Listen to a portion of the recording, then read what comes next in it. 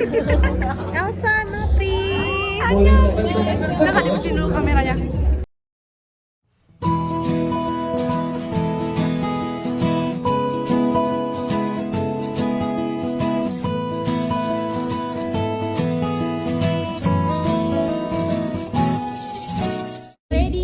Oh ya, berarti nggak pakai mic ya, ada di sebelah juga nggak pakai mic. Kita mau ini kayak ini manual aja. Mungkin kita duduknya majuan aja kali ya.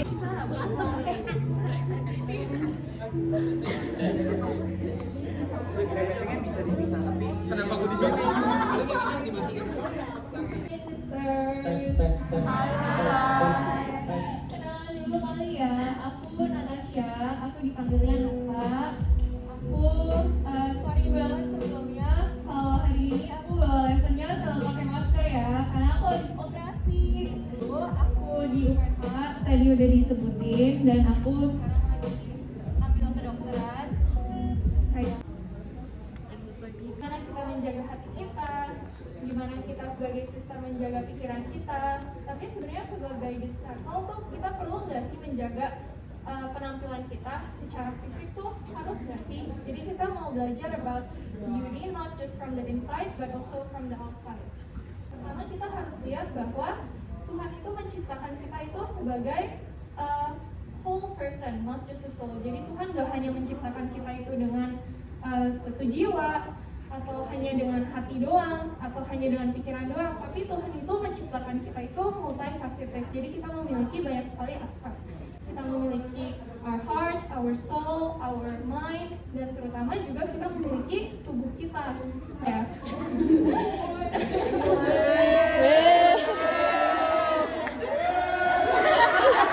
Tubuh kita itu adalah suatu pemberian ya dari Tuhan. Maka stewardship is actually a form of worshiping God. Jadi stewardship itu adalah gimana sih kita menjaga sesuatu, kayak orang kasih kita barang, terus kita menjaganya dengan penuh kasih sayang gitu ya. Nah, sama halnya di sini juga di dalam kasus ini. Jadi kita baca dari 1 Korintus 6 ayat 19 sampai 20 ya.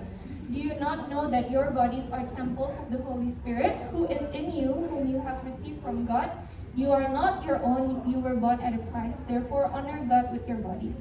Jadi di sini bisa dilihat bahwa tubuh kita sebenarnya ada tujuannya juga, yaitu itu merupakan bait Allah. It's where our Holy Spirit resides ya. Dan ini bukan sesuatu yang milik kita gitu. Ini sesuatu yang kita dapatkan dari Tuhan, dan tubuh kita juga merupakan milik Tuhan. Dan tubuh kita pun adalah salah satu bentuk kita bisa sacrifice it to God. It's a living sacrifice to our God. We have so many insecurities, especially dengan standar-standar kecantikan sekarang ya. Di ayat 1 Timotius 2 ayat 9 sampai 10 ya, dikatakan, likewise also that women should adorn themselves in respectable apparel, with modesty and self-control, not with braided hair and gold or pearls or costly attire, but with what is proper for women who profess godliness with good works. Jadi sebenarnya di sini bukan Tuhan bilang kayak, lu pada sebagai disciple tuh gak boleh cantik, atau gak boleh dandan, gak boleh kelihatan cantik, enggak. Tapi justru Tuhan mau menggunakan, kembali lagi, yang paling dilihat di sini adalah hati kita sendiri. Jadi jangan sampai ketika kita fokus dengan apa yang di luar, ketika kita nourish dengan tubuh fisik kita lupa apa yang di dalam. Kita lupa jiwa kita lupa hati kita. Sebelum kita masuk ke moisturizer, baru setelah itu kita menggunakan treatment. Jadi treatment itu bisa serum, ampoule, essence. Apakah harus? Nggak harus. Kalau misal kulit kalian tidak membutuhkan, maka tidak perlu digunakan. Baru setelah itu moisturizer, kalian mencari tekstur yang sesuai dengan tipe kulit kalian. Kemudian setelah itu yang pasti penting banget itu sunscreen. Sunscreen itu sangat-sangat penting guna untuk anti-aging kita, untuk mencegah dari hiperpigmentasi seperti flek hitam atau bekas-bekas jerawat menghitam. Nah, sunscreen itu ada dua jenis, ada yang chemical dan ada yang physical. Kalau kulit kalian itu lebih rentan kena jerawat, banyak yang lebih menyarankan pakai sunscreen yang physical, yang di bahan-bahannya itu ada zinc oxide atau titanium dioxide. Tapi kalau misal kalian itu berada dalam kayak paparan sinar matahari yang banyak, sering berkeringat atau sering berenang ketemu dengan air. Nah, sebenarnya lebih disarankan menggunakan chemical sunscreen yang namanya itu belakangnya ada benzone atau octinoxate. Jadi dalam mencari skincare penting banget kita melihat bahan-bahan yang ada di skincare tersebut juga. Tapi sebelum semuanya kita harus menggunakan first cleanser. Jadi ini dalam bentuk cleansing balm, cleansing oil, atau micellar water. Dan ini sifatnya wajib ya. Nggak menggunakan makeup belum tentu kalian nggak pakai first cleanser ya. First cleanser itu tetap dipakai, terutama dalam kondisi kalian pakai SPF. Karena SPF itu dengan sabun cuci muka itu dia nggak akan hilang sepenuhnya. Terus foam cleanser, kalau misal setelah foam cleanser kalian mau pakai masker yang wash off atau clay mask juga boleh. Baru toner, terus masuk ke treatment. Nah baru kalau misal kalian mau pakai sheet mask boleh dipakai di step ini. Nah aku nggak terlalu menyarankan pakai sheet mask itu di pagi hari karena kita tinggal di Indonesia di mana iklimnya itu panas dan juga lembab. Jadi kalau misal kalian pakai sheet mask di pagi hari, kecenderungannya itu banyak yang justru pasien-pasiennya tuh overhydration. Jadi kulitnya justru terlalu lembab, malah bisa menyebabkan breakout. Produk yang nggak ada alkoholnya dan nggak ada fragrance-nya, karena ini merupakan iritan-iritan yang paling bahaya untuk kulit kita. Terus kita juga lebih bagus mencari produk-produk yang gentle. Jadi jangan pikir produk-produk dengan kadar yang lebih tinggi itu lebih mempan bagi kulit. Justru enggak. Kulit kita itu butuh waktu untuk bisa menyesuaikan dengan kadar yang ada. Jadi selalu pilih dari kadar yang paling rendah dulu, baru kalian build sabun cuci muka sampai ke moisturizer itu kita bisa temukan. Makanya ini menurut aku raja dari semua calming products. Ini bagus banget untuk redness, untuk hydration, untuk calming, apalagi kalau misal kulit kalian berjerawat, santal asiatica tuh bagus banget. Terus ada retinol juga. Retinol itu menurut aku salah satu skincare ingredients yang aku bersyukur banget aku ketemu tahun lalu. Jadi retinol itu banyak banget manfaatnya. Dia tuh kayak bahan yang palu gak ada apa lu mau, gue ada gitu. Jadi dia untuk anti-aging bisa, untuk pori-pori bisa gitu. Penggunaan retinol itu hanya bisa digunakan berapa malam sekali dan juga bisa iritatif ke beberapa jenis kulit. Jadi emang penggunaannya tuh harus lebih berhati-hati. Tapi kalau misal kalian mau coba retinol atau mau khasiatnya retinol tapi dalam bentuk yang lebih organik, lebih aman, itu biasa orang bisa pakai bakuchiol. Nah, selain itu ada vitamin C juga. Vitamin C biasa hanya digunakan di pagi hari. Jadi dia itu untuk brightening dan juga untuk pori-pori. Ini bagus banget. Kemudian niacinamide. Niacinamide itu juga rajanya untuk brightening ya. Kalau misal kalian ada masalah-masalah hiperpigmentasi, bekas jerawat yang hitam, nah kalian boleh menggunakan produk-produk dengan niacinamide. Ada AHA, BHA, PHA. Ini biasa bahan-bahan untuk eksfoliasi. Eksfoliasi itu wajib banget ya, apalagi kalau kalian pakai retinol itu pergantian kulitnya kan semakin cepat.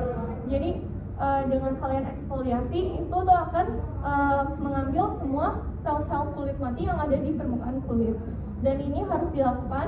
Aku nggak rekomendasi pakai physical exfoliation. Contohnya tuh kayak scrub gitu. Dulu kan orang-orang zaman dulu kan lebih sukanya pakai scrub karena berasa lebih bersih ya. Tapi justru itu bisa menyebabkan kerusakan-kerusakan mikro pada permukaan kulit. Jadi lebih baik menggunakan exfoliators yang chemical seperti AHA, BHA, PHA. Dan ini ada di berbagai macam produk dengan berbagai kadar. Jadi cari aja dari kadar rendah dan baru di-build.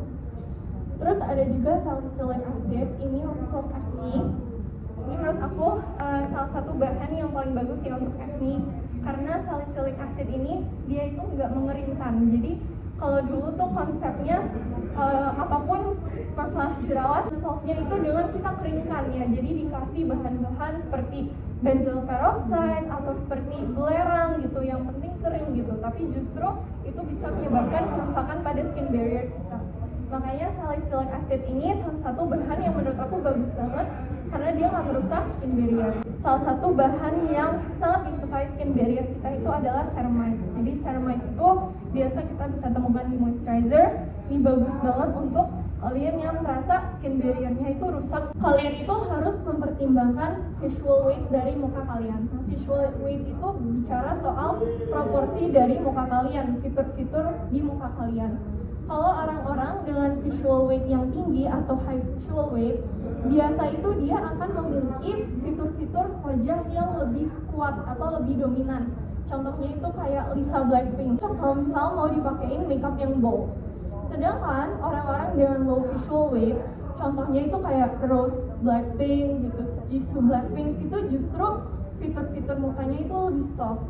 Jadi kalau di makeupin bold itu justru akan terlihat akan terlihat too much skin prep ya. Skin prep itu penting banget.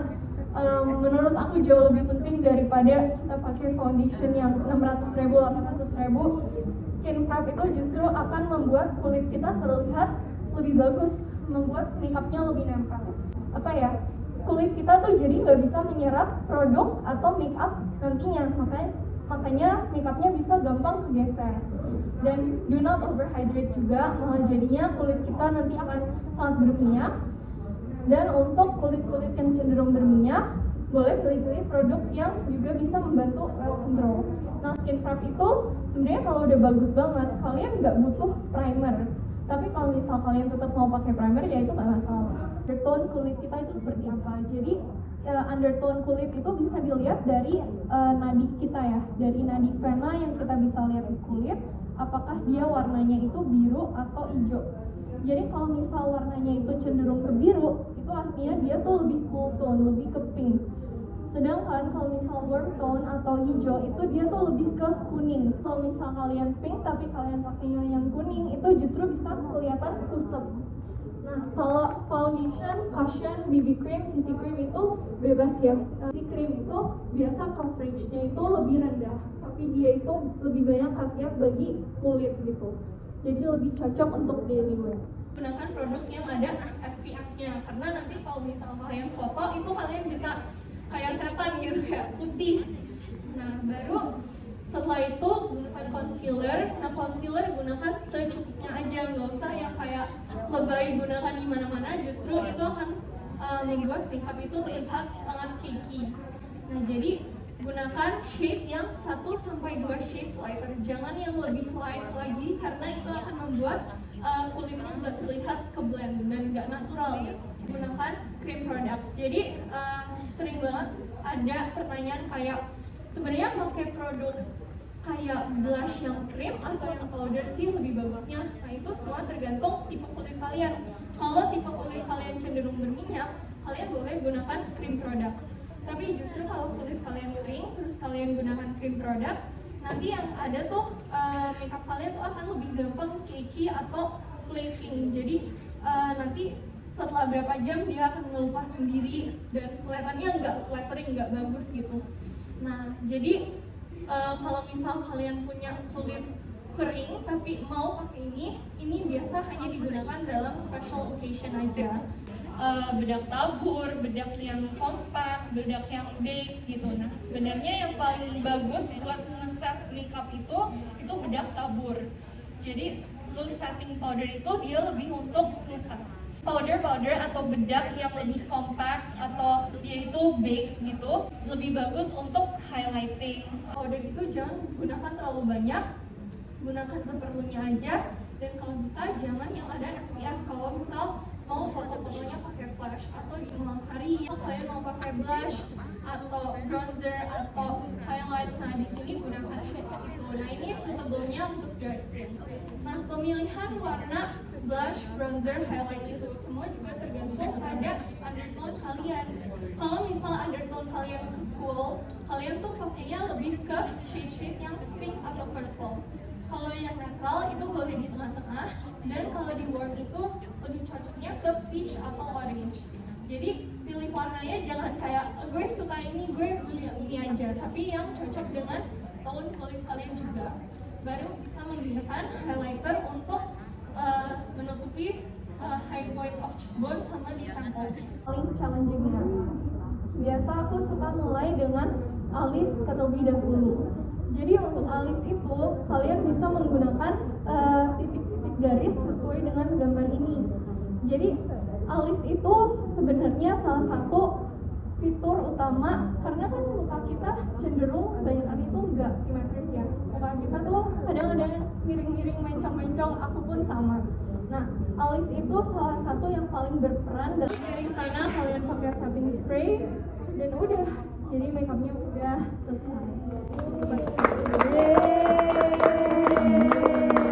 Kita harus lihat dulu ya dokternya seperti apa. Jangan-jangan cuma mau kita balik ke kliniknya, ya kan? Nah, tapi mungkin maksudnya tuh gini, lebih gampang itu dengan facial gitu. Nah, emang menurut aku facial itu bagus banget, facial dan treatment klinik itu bagus banget. Tapi apakah harus selama kulit kalian itu masih dalam kondisi fine aja, kalian gak menemukan ada masalah? Sebenarnya nggak perlu gitu. Kecuali kalian merasa kulit kalian tuh gampang tersumbat pori-porinya. Nah, itu lebih bagus kalian sering lakukan facial. Facial zaman sekarang juga nggak gitu mahal, kayak dari ratusan ribu itu udah ada ya, kayak 200-an ribu, 300-an ribu, supaya pori-pori kalian bersih untuk bisa nerima produk-produk skincare. Mungkin itu sih yang maksud dokternya. Eksfoliasi itu pertama, kapan dipakainya? Eksfoliasi itu selalu lebih baik untuk digunakan di malam hari, karena mengingat di siang atau pagi hari itu kan kulit kita akan terpapar oleh matahari ya. Jadi itu akan membuat beberapa bahan-bahan skincare itu iritasi, seperti contohnya bahan-bahan eksfoliasi seperti AHA, BHA, retinol gitu. Maka kita harus gunakan di malam hari. Kemudian berapa kali seminggu? Nah, itu tergantung kulit kalian. Coba dipakein dari seminggu sekali dulu, baru di-build ke seminggu 2-3 kali. Tapi ya nggak usah dilakukan setiap hari. Nah, untuk dilakukannya kapan itu tergantung dari produk apa yang kalian pakai. Jadi AHA BHA itu ada dalam bentuk-bentuk produk yang beragam. Retinol itu juga sebenarnya eksfolian ya. Jadi kalau misal dia itu dalam bentuk serum, maka digunakannya sesuai dengan step-step tadi. Kalau misal dia itu dalam bentuk wash off mask, jadi lakukannya setelah cuci muka gitu. Tapi segimanapun digunakannya itu dalam kondisi kulit itu lagi bersih.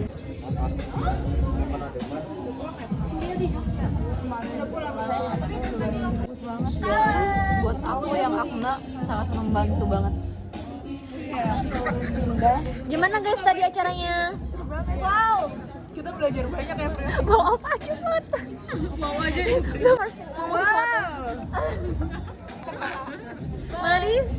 Mari semangat menuju glowing. Semangat pemilu. Ya.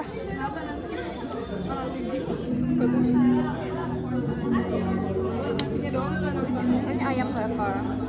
Kenapa?